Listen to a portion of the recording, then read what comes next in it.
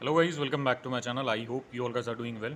So today is 16th of August and today is Wednesday and the time duration is around 2:50 p.m. in the afternoon. So today I'm going to share information regarding the appointment what is happening right now और आज का अभी आपको status बता देता हूँ। इसके अलावा आपको कहना चाहता हूँ अगर आप अभी अपॉइंटमेंट वगैरह मिलते हैं तो स्टडीज़ में तो खैर बुक हो रहे हैं अगर आप देखें डिफरेंट लोकेशन में ओपन थे और इसके अलावा नेशनल एम्प्लॉयमेंट का भी मैं चेक करके बता देता हूँ क्या सिनेरियो है। अभी मैं आधे घंटे से देख रहा हूँ अभी तो क्या कोई स्लॉट्स वगैरह ओपन हुए नहीं है जितना मैंने देखा है। इसके अलावा अगर कोई और वीडियोज़ वगैरह देख रहा है अगर कुछ अपडेट आते तो आप कमेंट सेक्शन में पिंग कर दें ताकि जो और लोग देख रहे हैं उनको भी इन्फॉर्मेशन मिल सके इसके रिगार्डिंग। अदरवाइज़ ऐसा होता है कि एक सिंगल इंडिविजुअल 24/7 लॉगिंग नहीं कर सकता है। अगर आप यहाँ पे अपडेट करते हैं कि स्लॉट्स वगैरह भी ओपन है तभी सब लोग लॉगिन करके चेक कर लेते हैं उस टाइम पे। जो भी लॉगिन कर रहा है अगर उसे मिले slots available then do that thing. और इसके अलावा कहना चाहता हूँ पेड अपॉइंटमेंट के थ्रू अगर आप बुक करते हैं तो बहुत केयरफुल रहें, बहुत ज़्यादा स्कैम हो रहे हैं इसमें। और अगर आप किसी को इन पर्सन नहीं जानते हैं तो आप उससे अपॉइंटमेंट बुक ना कराएं क्योंकि ऐसा होगा अगर आप उसको जानेंगे नहीं तो फिर दिक्कत हो जाएगी। आपका पैसा फंसा रह जाएगा उसमें, होल्ड पे चले जाता है। अगर आप किसी को इन पर्सन नहीं जानते तो उससे अपॉइंटमेंट बुक ना कराएं। स्कैम बहुत ज़्यादा चल रहा मार्केट में। सेम आपको जो आपका फॉर्मेट होता है उसमें एडिट करके डॉक्यूमेंट प्रोवाइड कर रहे हैं और उसके अलावा आप जैसे जिस दिन आपका अपॉइंटमेंट डेट होता है आप वहाँ पर जाते हैं तो आपके साथ स्कैम हो जाता है। उसमें ऐसा है बहुत लॉस लॉस ऑफ मनी है। जैसे अगर आपका इंश्योरेंस भी बर्बाद जाएगा। इंश्योरेंस के अलावा आपको कहना चाहता हूँ मैं, और आप अपना डमी टिकट बनाते हैं, अपना डॉक्यूमेंटेशन करते हैं, सारा वेस्टेज ऑफ मनी है उसके अलावा। और जो चौथी चीज़ इसमें है वो आपको कहना चाहता हूँ कि आपका टाइम बहुत ज़्यादा ख़राब होता है इसमें। इसके अलावा आपको कहना चाहता हूँ कि अगर कोई आपको ऐसा कहता है कि मैं अपॉइंटमेंट बुक करके देता हूँ आपको और पैसा एडवांस में मत देना, पैसा मैं बाद में लूँगा, उसमें भी बहुत केयरफुल रहें। अगर आपको उसने अपॉइंटमेंट प्रोवाइड कर दिया और फेक निकला तो आपका बहुत ज़्यादा लॉस होगा। आप वहाँ पे सबमिशन के टाइम पे जाएंगे, वहाँ पे अपना डॉक्यूमेंट वगैरह शो करेंगे, उसमें भी आपका 20-30 हज़ार रुपये का नुकसान है। तो थोड़ा बच के रहें इसमें। इंश्योरेंस आपको परचेज़ करना ही होता है। इंश्योरेंस के अलावा डमी टिकट परचेज़ करने ही होते हैं। ट्रैवल कम्यूट का आपको चार्जेस लगते हैं तो इस चीज़ का मेक श्योर करें। अगर आपको कोई कह रहा है कि मैं एडवांस में प्रोवाइड कर, एडवांस मत दो, आपको मैं प्रोवाइड कर रहा हूँ, उसमें भी बहुत केयरफुल रहें क्योंकि कोई पैरामीटर नहीं है इनके पास अपना अभी अपॉइंटमेंट चेक करने का। अगर कुछ आ जाएगा वैलिडेट करने का ऑप्शन होगा तो फिर आप देख सकते हैं। जैसे जर्मनी वाला लोकेशन है, जर्मनी लोकेशन के अंदर हम वीएफएस में देखते हैं तो उसके बाद एक ऑप्शन आता है वैलिडेट अपॉइंटमेंट। अब इसमें आ रहा है नहीं आ रहा मेरे को नहीं पता, इसमें तो खैर नहीं आ रहा है मेरे को जितना मैं जानता हूँ। अगर आ रहा है तो आप वहाँ जाके वैलिडेट कर सकते हैं। उसमें ऐसा होता है कि जर्मनी का अगर आप वीएफएस ओपन करते हैं तो उसमें एक वैलिडेट अपॉइंटमेंट का ऑप्शन आता है, उसमें क्लिक करते हैं तो उसमें रेफरेंस नंबर आप अपना पुट ऑन करते हैं, वहाँ से आपका वैलिडेट हो जाता है। आप वहाँ चेक कर सकते हैं। अब ये नया वाला इंप्लीमेंटेशन हुआ है, इसमें है या नहीं है ये मेरे को नहीं पता। एक बार मेरे को भी चेक करना पड़ेगा, होगा तो मैं आपको बता दूंगा, अदरवाइज़ आप भी चेक करके देख लें इसमें। और इन चीज़ से फंसें।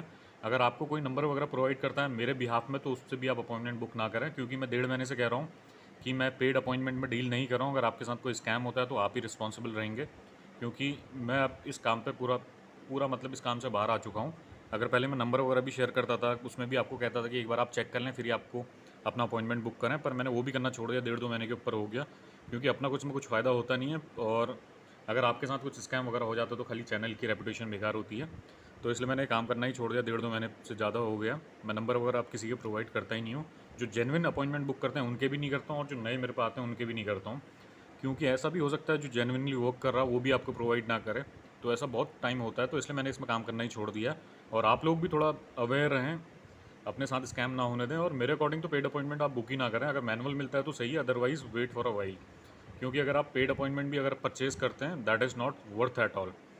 पूरा प्रोसेस आपका 60 से 70-80 हज़ार रुपये का पड़ जाता है, उसके बाद भी रिजेक्शन आने के चांसेस रहते हैं। खाली 5% चांसेस हैं कि आपके 100 में से 3-4 फाइल ऐसी रहती हैं, 5 फाइल मान के चलें जिसका वीज़ा लगता है और इसके लिए आप इतना रिस्क लेंगे, लाख रुपए आपका पूरा वेस्ट होता है। तो मेक श्योर करें कि आप पेड अपॉइंटमेंट परचेज़ ही ना करें। अगर आप नेशनल वर्क वीज़ा में जा रहे हैं तो मेन स्पेशली उसमें बोलूँगा। और क्योंकि नेशनल स्टडीज़ वाली जो कैटेगराइजेशन है उसके अंदर इशू आ नहीं रहा, उसके अंदर तो खैर अपॉइंटमेंट मिल ही जाते हैं और उसमें रिजेक्शन रेशियो भी स्टडी वीज़ा में थोड़ा कम रहता है। तो जो स्टूडेंट वीज़ा के लिए अप्लाई करें वो भी मैनुअली चेक करें, उसमें तो खैर इजीली मिल जा रहा है, इतना दिक्कत नहीं हो रहा है एज़ कम्पेयर टू नेशनल। और अगर प्रोसेस के बारे में बताऊँ तो स्कैम तो खैर बहुत पहले से वीएफएस वालों के थ्रू ही चल रहा है, आप सब लोगों को जैसे पता है। जो भी इनके स्लॉट्स वगैरह ओपन करते हैं ये लोग कम से कम 4-5 स्लॉट ओपन होते होंगे, इसके ऊपर स्लॉट ओपन होते नहीं है।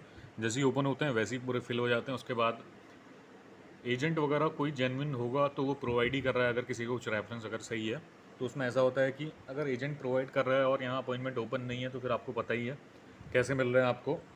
अगर जिसको जेन्युइनली मिल रहा है तो अपॉइंटमेंट, इसका भी आपको सिनेरियो पूरा पता है। तो मेक श्योर करें कि आप पेड अपॉइंटमेंट के चक्कर में ना ही पड़े। अगर आप 1 लाख रुपए बर्बाद करना चाहते हैं तो कहीं और की एप्लीकेशन लगा लें। गो टू यूएई, दुबई चले जाएं या कोई और लोकेशन का देख लें। सिंगापुर लोकेशन है, यहाँ का देख लें। जाना चाहते हैं तो आप वहाँ भी जा सकते हैं और उसके बाद देखें अगर वहाँ से कुछ आपको बेटर अपॉर्चुनिटी मिलती है। जैसे यहाँ से आप दुबई चले जाते हैं तो आपको वर्क वीज़ा पे जाते हैं, लोकल आईडी मिल जाती है, एमिरेट्स आईडी। तो उसमें ऐसा होता है कि अपना वहाँ से वीज़ा लगने के चांसेस थोड़े ज़्यादा हैं दुबई से, यूएई से अगर आप अप्लाई करते हैं तो इस चीज़ का मेक श्योर करें। वहाँ जाना पड़ेगा तो फिर आपको फ्रेश एक दोबारा बुक करना पड़ेगा। आप वर्क परमिट वगैरह लेते हैं तो, अदरवाइज़ यहाँ वाला तो आपका एक्सपायरी हो जाएगा मेरे को लगता है, अगर आप कहीं और का वर्क वीज़ा पे जाते हैं तो। इस चीज़ का मेक श्योर करें और इससे बचना है तो पेड अपॉइंटमेंट ना परचेज़ करें। और आज का मैं आपको सिनेरियो दिखा देता हूँ what is happening right now. अभी मैंने जितनी इन्फॉर्मेशन वगैरह प्रोवाइड करनी थी आपको कर दी और आज से मैं 3 दिन वीडियो बनाऊंगा। वेंसडे, थर्सडे, फ्राइडे जब भी आपके स्लॉट्स वगैरह, जो लोग वीएफएस वाले कहते हैं, वेंसडे को होता है, थर्सडे होता है और फ्राइडे स्लॉट्स ओपन होते हैं कहते हैं लोग। तो इन 3 दिन में स्लॉट आपको मैं इन्फॉर्मेशन वगैरह प्रोवाइड करूँगा। इसके अलावा कुछ भी अपडेट आता है तो आप चेक कर लें इसमें। इसके अलावा मैं एक्टिव नहीं रहूँगा, मेरे पे इतना टाइम रहता है नहीं। पहले आपका चेक करके बता देता हूँ। I let you know for the new Delhi location.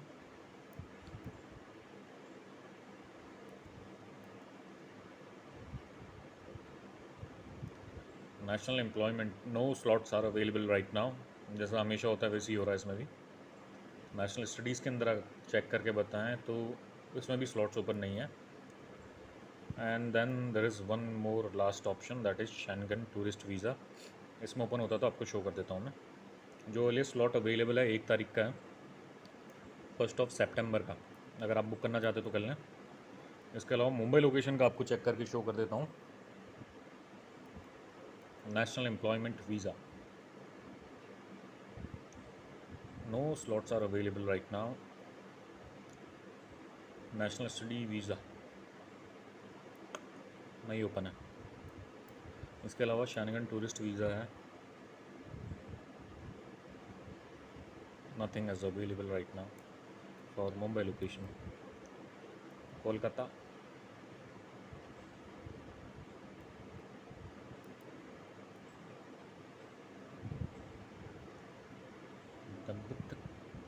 National employment, no slots are available.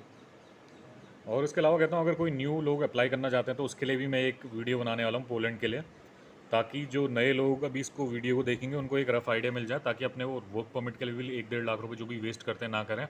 अभी मैं पूरा, जब भी मेरे पे टाइम मिलेगा, पूरा प्रोसेस एक्सप्लेन कर दूंगा स्टार्टिंग से लास्ट तक का क्या चल रहा है। और अभी पोलैंड के लिए अप्लाई करना पूरा एक तरीके से काइंड ऑफ पूरा प्रोसेस ही स्कैम है अगर आप देखें तो। वर्क परमिट इतने लोगों को इशू हो रहा है और उतने लोगों को अपॉइंटमेंट नहीं मिलता, ना ही अपॉइंटमेंट मिलता है। अपॉइंटमेंट लेने के लिए भी 1 लाख रुपए पूरा देना पड़ रहा है अगर कोई जेन्युइन एजेंट मिल गया तो, नहीं तो इसमें भी स्कैम हो रहे हैं। इसके अलावा अगर आपको प्रोसेस के बारे में पूरा बताऊं तो पूरा यार ₹1,00,000 वर्क परमिट में वेस्ट है। उसके बाद ₹1,00,000 तुम्हारा फाइल डॉक्यूमेंटेशन करने में पूरा वेस्टेज है, जो जल्दी कराना चाह रहा है। अदरवाइज़ मैनुअल पे तो मिलना नेक्स्ट टू इम्पॉसिबल है। बहुत कम स्लॉट्स ओपन होते हैं, अगर किसी की किस्मत अच्छी है तो उसको मिल जाएगा। Otherwise every single person has to wait for a very long period of time. अब मेरा भी यही पूरा प्रोसेस, मैंने तो तभी प्लान पूरा ड्रॉप कर दिया है क्योंकि मेरा जनवरी वाले टाइम पे आ गया था। फैब में बड़ी मुश्किल से एक बार मेरे को अपॉइंटमेंट मिल गया था, उसके बाद मेरे को अपॉइंटमेंट नहीं मिला।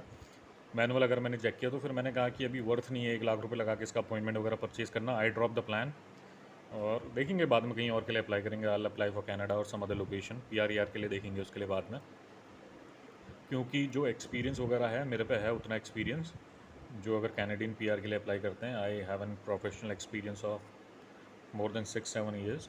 तो मैं ऐसा करूँगा, अगर बाद में देखेंगे तो कनाडा पीआर के लिए अप्लाई कर लेंगे 1 आधे साल रुकने के बाद अपना। फिर देखते हैं, अगर आ गया तो सही है, अदरवाइज़ यहाँ भी ठीक ही चल रहा है। इतना डेस्परेट होकर कहीं भी जाना नहीं है अभी, क्योंकि फिर बाद में दिक्कतें आती हैं। अगर वहाँ जाएंगे, वहाँ जाने के बाद खैर पोलैंड तो जाने का बहुत मुश्किल ही है अभी, मेरे को लगता नहीं है मेरा भी हो पाएगा। और हो हो भी पाएगा तो 1 आधे लाख रुपए देने के लिए मैं भी तैयार नहीं हूँ। That is not worth at all.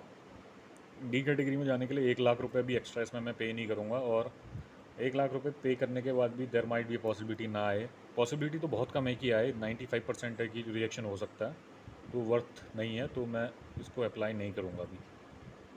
और वैसे भी मेरा पीसीसी अभी एक्सपायर होने वाला है 22 तारीख को, तो उसके बाद फिर दोबारा शायद मैं अप्लाई ना करूँ यहाँ के लिए। अर्लीस्ट स्लॉट जो अवेलेबल है 28 का है, हैदराबाद लोकेशन का अगर चेक करें तो। अभी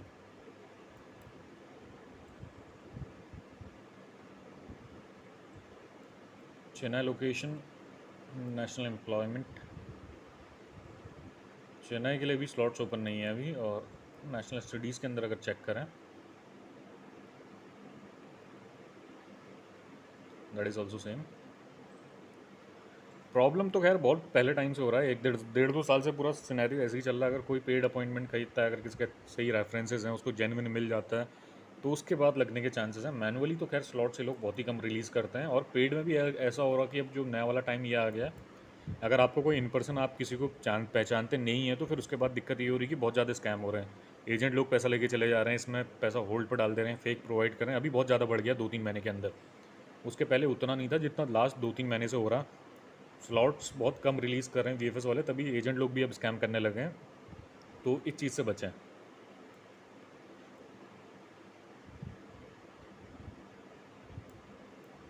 नेशनल एम्प्लॉयमेंट वीज़ा में स्लॉट्स ओपन नहीं है चंडीगढ़ लोकेशन के अंदर। पहले उस टाइम पे मार्च अप्रैल वाले टाइम पे चंडीगढ़ और जयपुर लोकेशन के स्लॉट्स ओपन होते थे और इजीली मिल भी जाते थे, अब नहीं मिल रहा है। बहुत मुश्किल हो गया चंडीगढ़ और इस लोकेशन के अंदर। नेशनल स्टडीज़ के अंदर भी स्लॉट्स अवेलेबल नहीं है। Last time checking for Bangalore location, Bangalore के अंदर अगर देखें national employment visa, national studies के अंदर अगर कैटेगराइजेशन आपको चेक करके बताता हूँ मैं, slots are not available right now. Schengen tourist visa, slots are not available right now Bangalore location के लिए भी, और इसके अलावा अहमदाबाद लोकेशन का।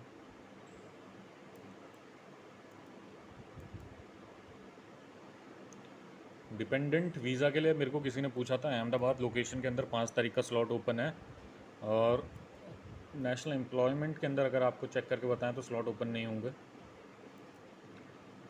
इसके अलावा शेंगन टूरिस्ट वीज़ा के अंदर अगर चेक करें, शेंजन टूरिस्ट वीज़ा के अंदर ओपन है। इसके अलावा आपको मैं एक बार इसका चेक करा देता हूँ न्यू दिल्ली लोकेशन का, just give me a moment. National dependent के अंदर आपको चेक करके बताता हूँ, किसी ने मेरे को पूछा था। अभी न्यू दिल्ली के अंदर नहीं है, पर अहमदाबाद लोकेशन के अंदर आप चेक करेंगे तो उसमें स्लॉट्स ओपन है। That's all for now. इसके अलावा कुछ अपडेट आएगा तो आई कीप यू पोस्टेड।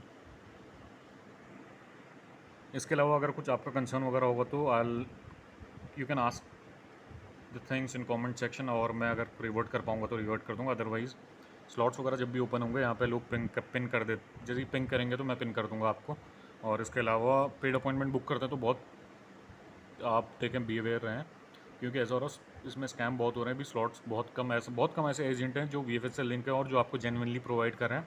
आधे लोग आपके साथ स्कैम कर दे रहे हैं, और स्कैम बहुत ज़्यादा हो रहा है इसमें। अब देखूँ तो 2-3 महीने से बहुत बढ़ गया है, और मेरे अकॉर्डिंग तो पेड अपॉइंटमेंट के थ्रू आप ना करें अगर वर्क परमिट के लिए भी अप्लाई कर रहे हैं तो। और इसके अलावा आप पे स्कैम वगैरह होता है, you would be responsible for that, because eventually आप ही पैसा पे कर रहे हैं, आपके जेब से पैसा जा रहा है। तो इस चीज़ का मेक श्योर करें, 30-35, 5-10 हज़ार रुपये जितने का भी स्कैम हो रहा है, इससे बचें, किसी अकाउंट में पैसे ना डालें। Thank you guys. Try booking the slots manually, otherwise drop the plan. 1 lakh रुपये अगर आपका वर्क परमिट में लगा है तो बाकी के 1 लाख रुपये अपने आगे वाले बचा सकते हैं। आप यूई के लिए अप्लाई करें और सम अदर लोकेशन के जहाँ पे आपको बहुत ईजिली मिल जाता है। 60-70-80 हज़ार का जहाँ हो जाता है। Otherwise apply for Singapore, 1 lakh के अंदर जहाँ पर वो आप वीज़ा आपको मिलता है, वीज़ा के चांसेस होता है, वहाँ अप्लाई करें।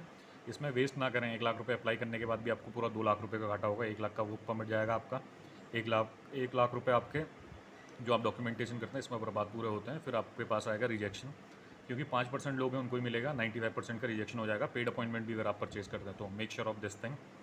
और दैट्स ऑल फॉर नाउ। अगर कुछ अपडेट आएगा तो मैं आपको बता दूंगा। Thank you wise.